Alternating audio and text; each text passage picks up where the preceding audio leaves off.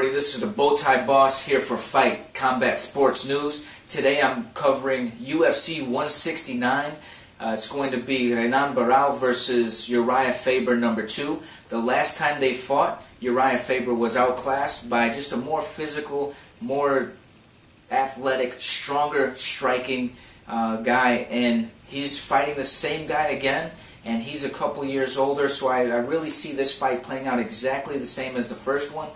For Faber to actually come out and win this thing, he's going to need to have that side-to-side lateral movement. At the same time, he's going to need to dart in and out, almost a karate style, and draw Barao out. And once he draws him out, Faber's going to need to immediately come in and attack. I don't know that Faber has the mentality to do so. I don't know that he can cover the distance correctly and land the strikes that he needs to. When he does get inside, I see he's probably going to put Barao against the fence, gas himself out a little bit, start eating those leg kicks like he did last time. And I really think that Barao should be more than a 3-1 favorite in this fight. I really don't see a lot of ways that Faber will win, even though I can tell you how he could possibly win. He just does not have it in him any longer. It's good for Barao because he should have been fighting Dominic Cruz, a guy who can do those things. Unfortunately for Cruz, he's now blown out his knee way too many times. Who knows if he'll ever really even come back from that injury and be a threat to Barao again. I'm really looking forward to this fight. This is probably the best fight on this card, and good thing it's the main event.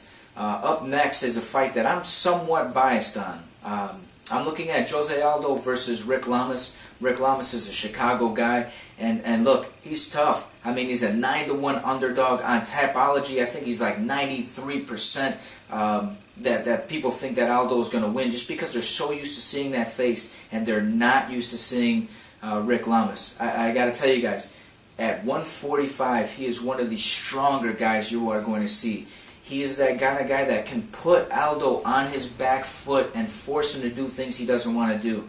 For Rick Lamas, I'm not saying that he's going to win this fight, but for him to win this fight, he's going to have to get in there and make it ugly, make it dirty, make Aldo fight off his back foot with his ass on the cage the entire time, pushing him with his head, getting his head under his chin, elbowing his arms, elbowing his legs, punching his ankles, and I mean, he could probably even bite him in the neck if he has to, but he has to make it just an ugly, nasty fight. If he does that, he can win. I'm probably going to throw a couple bucks on my guy here at 9-1 Vegas odds. It's kind of hard to pass up something that I have a little bit of insight in and seeing this kid train firsthand. Then the other fight on the main card. Listen, I don't know how. Listen, guys, I don't know how this even happens.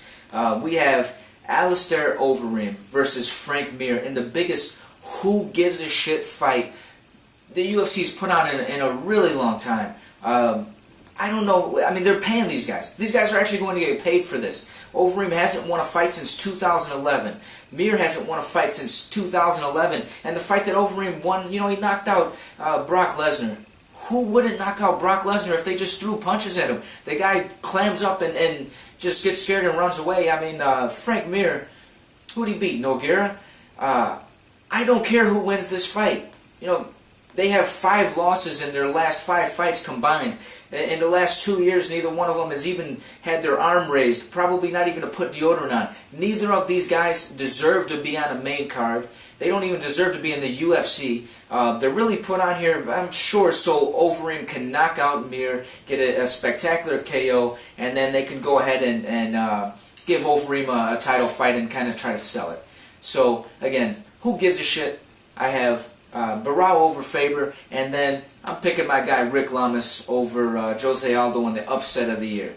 This is the Bowtie Boss here for Fight Combat Sports News.